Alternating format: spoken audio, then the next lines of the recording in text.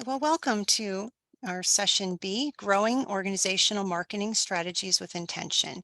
I'm Roseanne Krasnowski at the University of St. Joseph in West Hartford, Connecticut, and I'm pleased to welcome the team from the University of New Hampshire who will be presenting today.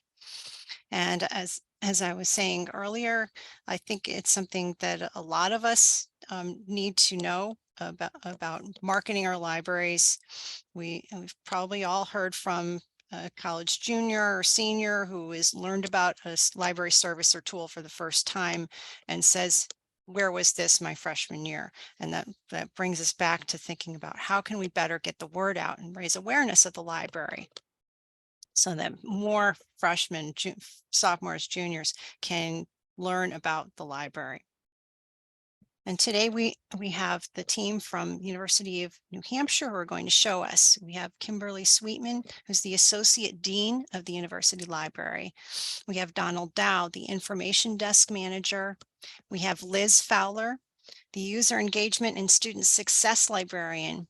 And we have Wendy Pothier, who is going to start us off, who is the Business and Economics Librarian and has a wonderful long bibliography.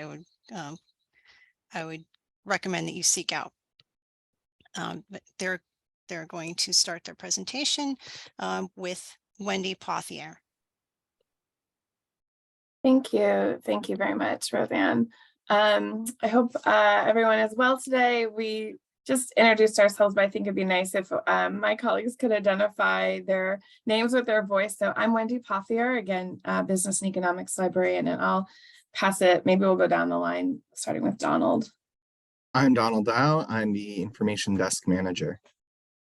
And I'm Kim Sweetman. I'm the Associate Dean of the University Library. And I'm Liz Fowler, and I'm the User Engagement and Student Success Librarian. And throughout today's presentation, we'll be switching off between slides. So introduction to ourselves and our voices to help familiarize our audience.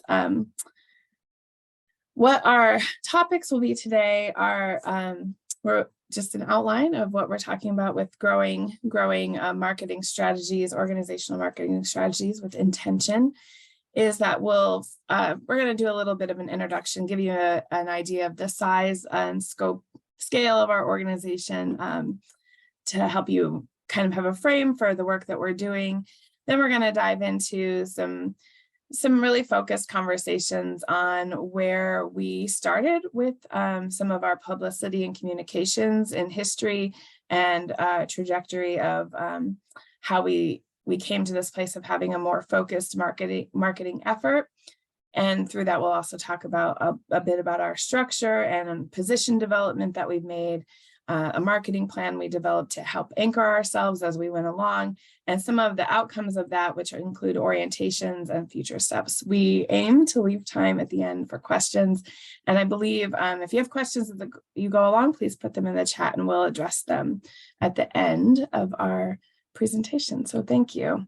We appreciate everyone for being here. Just a quick snapshot of UNH libraries. We are at the University of New Hampshire as the flagship institution for the state of New Hampshire. We are 4 libraries with 45 employees total, and we have a team-based organizational structure, which we will talk about a little more as we go on through the presentation today, that has sort of informed some of our marketing. We have a faculty chair, an associate dean, an assistant dean, and a dean of the library. Our librarians are faculty members. And in 2022, again, we restructured to a team-based organization. And so all of our employees serve on, between 1 and 4 teams within the organization. We have about 11,000 undergraduate students and about 2,500 graduate students. And we are an R1 land, sea, and space grant university with our collection holding about 2.7 million volumes. 66% of those are electronically held. So just a snapshot of who we are.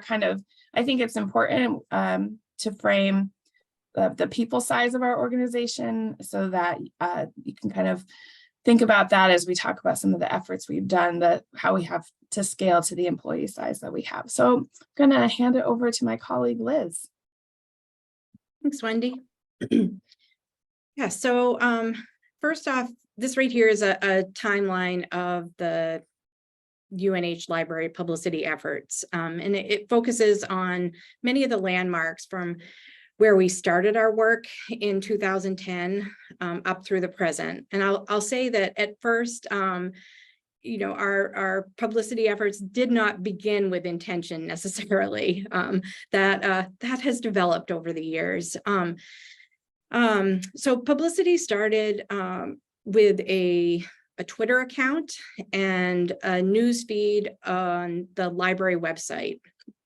And it's evolved over the past 13 years to include a communications manager, a specific communications department, or as Wendy said, we call them here, we call our departments programs now, and a team of people who all have communications responsibilities of one kind or another in their position descriptions.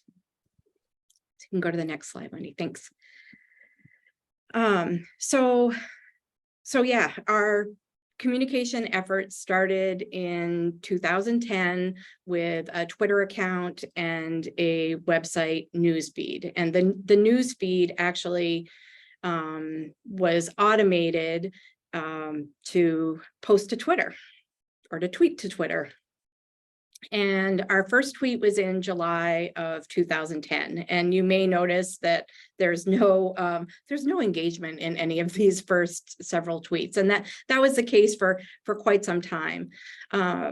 Twitter was simply automated reposting of updates from the library's newsfeed. And the newsfeed had things like new resources, job postings, and technology. And you may note here that one of the things we shared was we got a new fax machine, and we actually still have it. A few years later, we joined Facebook, and shortly after that, we had some recognition that in order to effectively communicate with our users, we needed to kind of improve some of our internal communication. And so we formed our first publicity group. And that group was made up of members, administrators for our Twitter and Facebook, the library's web developer, two of the administrative assistants from our dean's office, as well as the university museum curator who worked here in the library. And our goal was to have kind of a common understanding of what we were sharing to our users. And in particular, we really wanted to make sure that we were bringing the museum curator into conversations. At that time, she was creating and hosting the majority of the library events. And we realized we were all, we were kind of siloed. And so this first publicity group kind of helped to bring us together. Another note that was in the timeline was that the university created brand guidelines in 2015, and members of the library's publicity team became kind of unofficial brand ambassadors. We worked to make sure that the library aligned with the university's brand in font, colors, and tone. And it helped us because at that point, we didn't have a marketing plan. It helped us to kind of have some direction and cohesion. And we knew early on in our use of Facebook that we, as we reviewed statistics, we noticed that most of our engagement was from former library employees, including students who had worked with us, colleagues from around the university, and university alums. And there was certainly value in some of that engagement. It was great to connect with alums and former employees, but we weren't reaching UNH students, and UNH students are our biggest population. So we added Instagram to our portfolio in the spring of 2018, and immediately UNH students started to engage with us. And I think it helped that we that picture here isn't from Frazzle Free Finals, but we started in May when the library is hosting Frazzle Free Finals. There were lots of dogs in the library and lots of photos of students with dogs. And so it was a great time to kind of begin our Instagram. And now you can go to the next slide, Wendy. So we did realize that we needed a marketing plan, and we took steps in that direction, but there was a period where the library didn't have a strategic plan. And even though our ad hoc group we were kind of novices in a whole bunch of ways, we did recognize that in order to have a marketing plan, we would do best to have a strategic plan to kind of align it to. And so we continued along in our kind of ad hoc manner for a bit longer. And sometime in there, the library's assistant dean joined the publicity group and actually began to lead the team. We also invited 2 members of the library faculty to join the team. And it was a strategic shift on our part. We were kind of hoping that if we were led by someone with some more authority than the ad hoc group of staff, that we could streamline some processes and move forward with agility. And that came to be true. I think that some of that led to where we are now. And some decision making was able to be made within our team rather than waiting for kind of wider approval. So in the spring of 2018, we started a bathroom newsletter. It was branded as the Library News Flush. And it's the news flush when it's in the bathrooms, and we brand it as the news flash when it's hung outside the bathroom, so that nobody thinks that we had a typo. And at this point, our ad hoc team, who was made up of, pretty much volunteers, we were taking photos, we were posting to digital signs, we were covering Facebook, Twitter, and Instagram, printing the news flush and the news flash, and trying to learn from our colleagues kind of what needed publicizing. And we experimented with tools for scheduling. We created and tried to kind of dip our toes into graphic design. We reviewed metrics, we collaborated. But we really felt like we were challenged by this work that was happening through a committee that was always an add-on. It was not built into any of our individual work. It was just something we could do when we had extra time. And so in late 2019, the library created a 5-year strategic plan with many operationalized strategic initiatives that aligned with the university's strategic plan. And shortly after that came a reimagining effort for the library, which included a defined set of core services and a restructuring. And now, Donald, on to you. Alrighty, so thank you, Liz. In early 2019, leadership of our library publicity group was transferred from the assistant dean to the associate dean, who recognized a need for us to kind of focus and narrow down our efforts. The decision was made to concentrate on the flush and the flash, as well as social media, as our main kind of tent poles. The pandemic and the pivot to the virtual learning for the remainder of the 2020 spring semester further underscored the decision to focus on social media as one of those kind of core services of our group. Our virtual service points were more important than ever, and using them effectively became a top priority of our team. At this point, we formalized our social media and the news flash work by adding it into staff members' position descriptions, which helped create clarity for our entire organization about how to publicize their work and who to contact to get help and to make and publish content. This also aided in bringing brand consistency across all of the content being produced and distributed across our organization.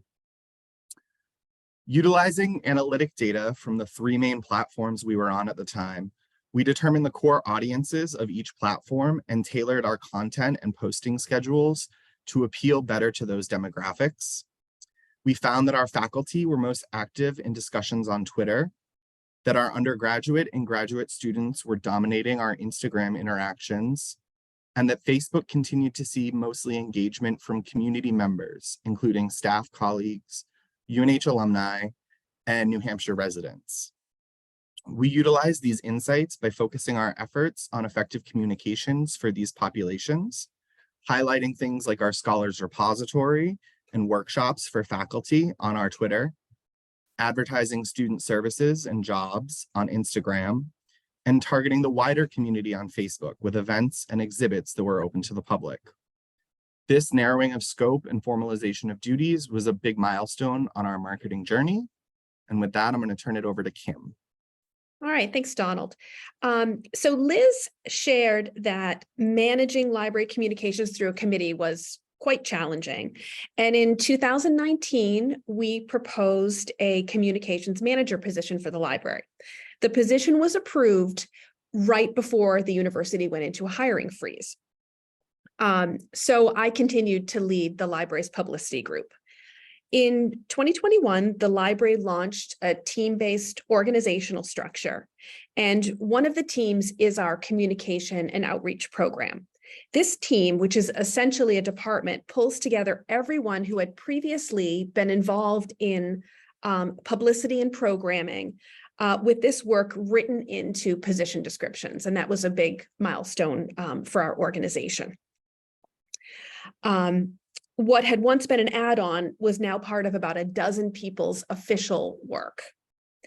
But without a communication manager, I continued to lead the program, and I don't have any communication and marketing background at all. And so what I did was I, at this point, read Mark Aaron Polger's book, Library Marketing Basics, and that really, I would recommend that to anybody who finds themselves in a position of sort of being leading communication efforts and feeling like they don't really know how to do that effectively.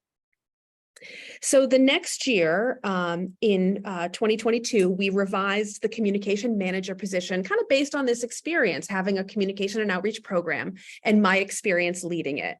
The position was originally modeled on the communication manager positions that all of the different colleges within UNH have. But what we learned was that wasn't really the right approach. Those college communication managers really focus on an external communication strategy and recruiting new students.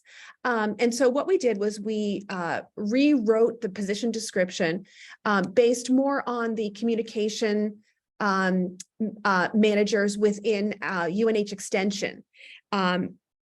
And so the position focused more on information and engagement. So the hiring freeze was actually an opportunity for us to make the PD much more suited to what our needs were.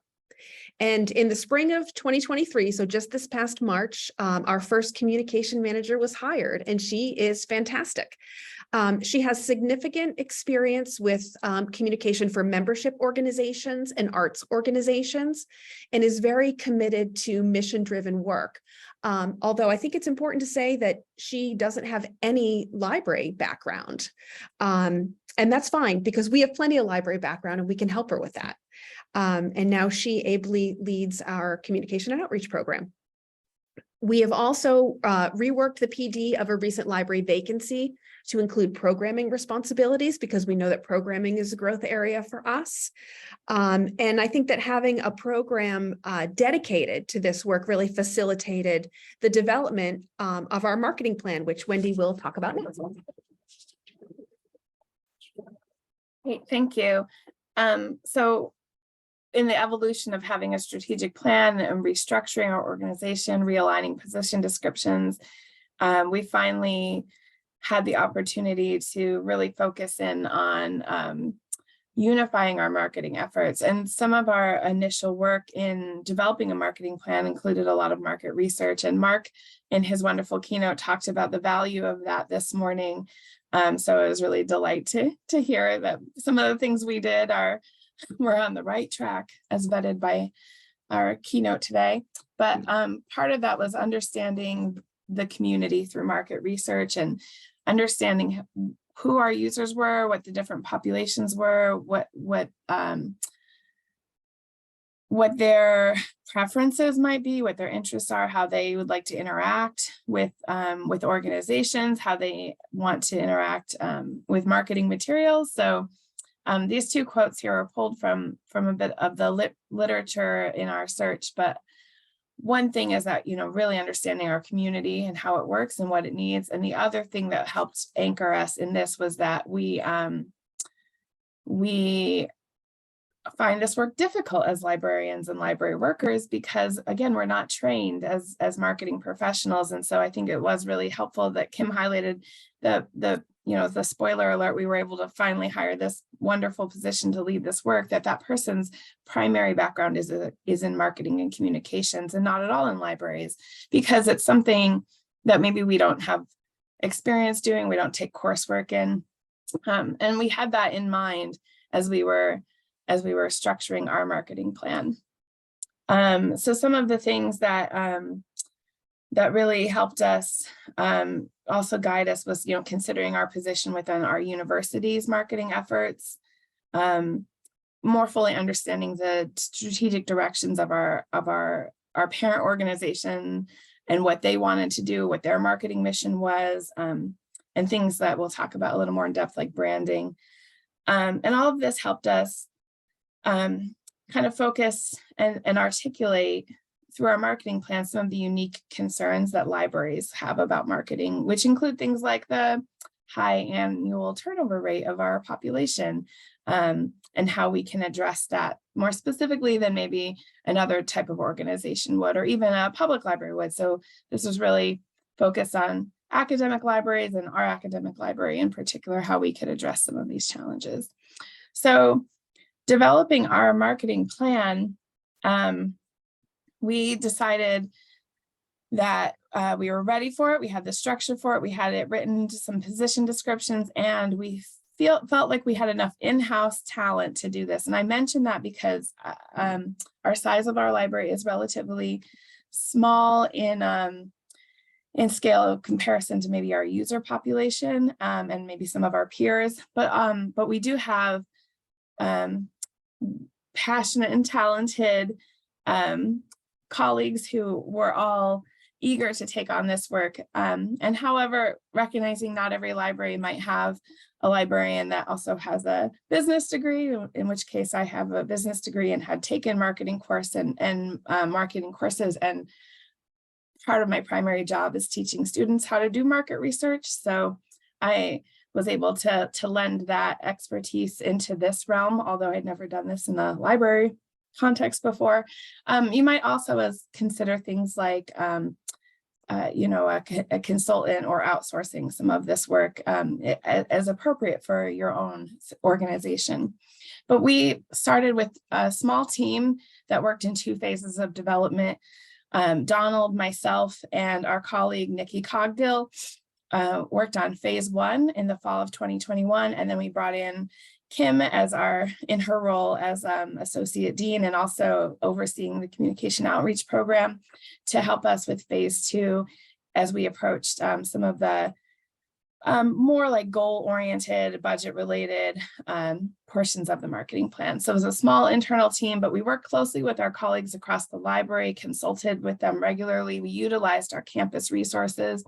And again, we really went out into the broader scope of what's happening in academic libraries and sought out best practices.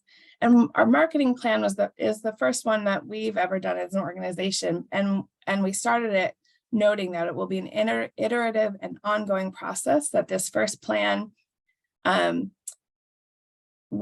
is one iteration of that plan. And as we learn more as an organization, we develop more talent, we hone our abilities, that will set new goal targets on an ongoing basis with review. So it wasn't kind of a one and done marketing plan.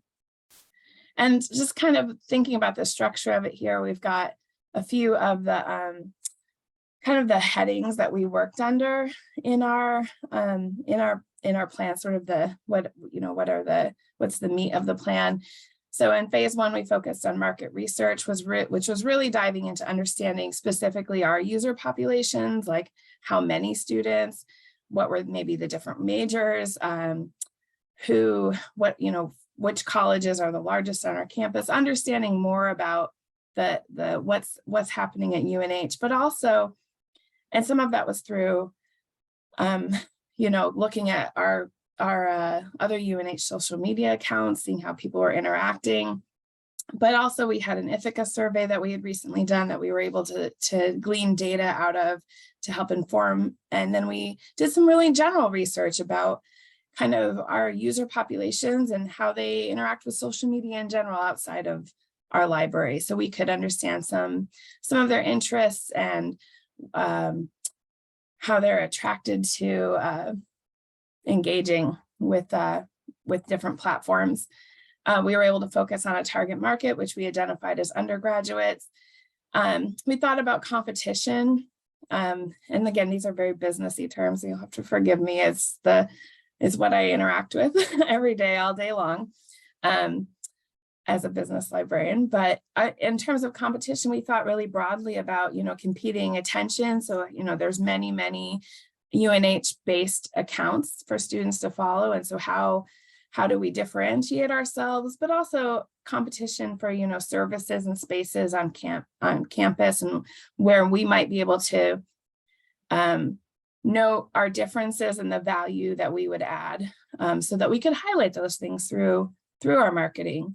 And all of that included a SWOT analysis. And then our second phase really actioned those things out by, deciding the specific channels we would use to reach our populations, kind of evaluating everything that we had currently been undertaking, like the flash, like the platforms we were already on, like our tabling and outreach events. And we made a big list of what all those were and what the output of that is and who's involved with all of that, so that we could see like kind of our current status. And that helped us enable to think about where we commit our funding, how we commit our labor, and all of that in our plan, and develop some assessment of how we could kind of measure that going forward. And I would say even one's first success is that we made a marketing plan at all, and we're able to share it and enact it, which felt really huge after a year of work. So this is real highlights, but some of our outcomes of the marketing plan were that we came up with a marketing mission statement for our library that helped us think more specifically about how we guide our marketing efforts. So it's very similar to our library mission statement, but it's focused on marketing efforts specifically. That it include things like who we're targeting our messaging to. It helped us establish some priority actions, like what platforms we would focus on, when we might be enabled to think about, reaching out to a different platform. For example, we learned a lot in our market research that TikTok is really popular with our user demographic, but we also learned with our assessment that we didn't have the bandwidth or the staffing to be able to take that on right now. So we didn't put that in as our first priority action. We thought we'll focus on how we assess and engage and assess with our current platforms until we can get to a point where we could have the bandwidth to build bigger. We also increased our emphasis on branding. We're so fortunate to have pretty strong and clear branding guidelines from our parent organization, our university, but we were able to refocus and share those out more broadly across our library so that more people understood what those are and how we message, and then some assessment strategies of how we might consider loyalty or engagement or impact in the events and through our social media marketing. So things like tabling events, how we can assess the impact of those. And finally, we came up with some library talking points and a slogan that helped focus us as library workers to have more unified messaging about who we are, and also to give people scripts and feel confident and comfortable in that unified messaging when we are at events, or if we're creating social media or other marketing materials to really anchor us and make us feel like we have a shared message. And that was something we never had before. So I think I'm going to Kim next, who will talk about some of more examples of those established priority actions and audiences that came out of our plan. So one of the biggest examples is our orientation programming. The first few weeks of the semester, we all know, are a crucial time for students to build their campus understanding and to really develop their comfort level with campus resources and services. So this past fall, prompted by our Ithaca survey results, which indicated that students were really hesitant to ask for help, we offered several library orientation activities. We identified a couple of learning outcomes for these activities. One was to increase familiarity and comfort with library spaces and services, and the other was to increase the likelihood that participants would seek assistance when they needed it. So next slide, please. We offered library tours. We offered library information sessions, which Liz likes to say is basically a tour of our website, of all our online resources. We staffed an information table with brochures about the library, candy, and library branded merchandise. And this was all primarily around what the university calls Wildcat Days, which is move-in weekend for our new students. We did leave the table up for like the first week of the semester and experimented with other timeframes I'll talk about in a second. We had a raffle at the table, which was incredibly popular. We had 300 entrants in this raffle. And then we had another raffle at another beginning of semester event, which had another 300 entrants in it. And it wasn't like we were raffling off an iPad or anything. We were raffling off a bag of UNH library branded merchandise and some chocolate bars. So that's something to think about if you're looking for ways to engage your users. We used Project Outcome to create surveys to evaluate our tours and orientation sessions. We learned that the vast majority of users, like over 75, over 80%, sometimes into the 90th percentile, report that they learned something new. They felt more confident about using what they had learned. They intended to discuss or share what they learned with others. And they were more aware of programs and services because of participating in a tour or information session. And those of you who use Project Outcome will recognize those four areas of assessment. Well, we probably had 100 people participate in a tour or information session, and 300 or more interact with the information table. Demand did drop off significantly after Wildcat Days, and attempts to offer tours and sessions throughout the first half of spring semester were not particularly successful. We also have a virtual tour on YouTube, and during the first few days of the semester that got about 160 hits, and it got 400 hits through the academic year. So the first few days of the semester, we also plan to have what we called library docents providing point of need help on the first floor, primarily with printing. Our printing interface is not very user-friendly. And this was extended to the first 2 weeks of the semester, Monday through Thursday, noon to 5, because of very high demand. So next slide, please. So just in summary, for orientation, we really found that providing orientation to new students was a very manageable project, in part because it really built on existing work. We had tour scripts that already existed. We had already been involved in introductory sessions for some of our pre-arrival programs, and we just use those as our outlines.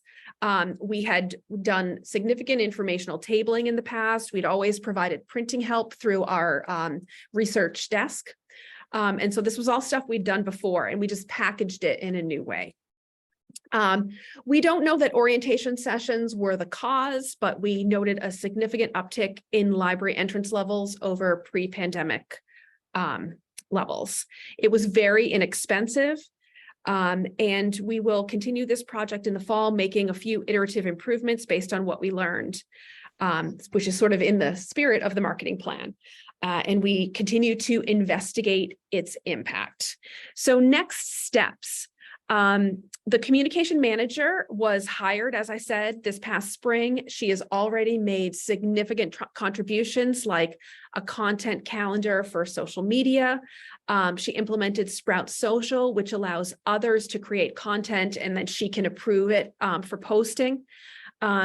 She has established some important connections across campus. She's improved our social media presence, including adding LinkedIn as an important way to connect with alumni. She is collaborating with our university communications to produce a podcast. And she is not part of this presentation because she's producing a major event in the library to welcome back some retired faculty. We are also recruiting for another position that has a significant amount of programming within it. As Wendy mentioned, we developed a library slogan and some talking points to get sort of the word of mouth publicity going in a way that's well organized and puts forth our brand as we want to put forth our brand.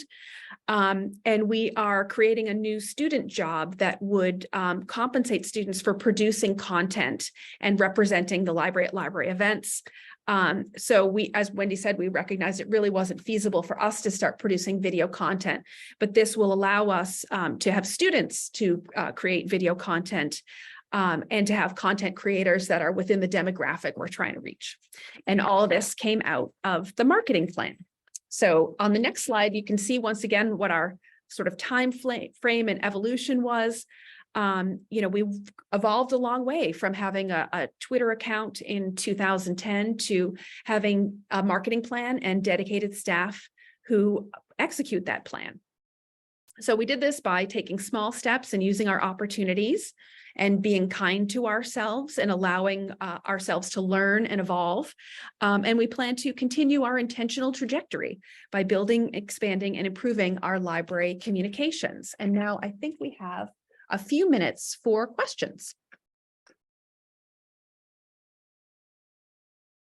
Okay. And I'm going to end the recording here.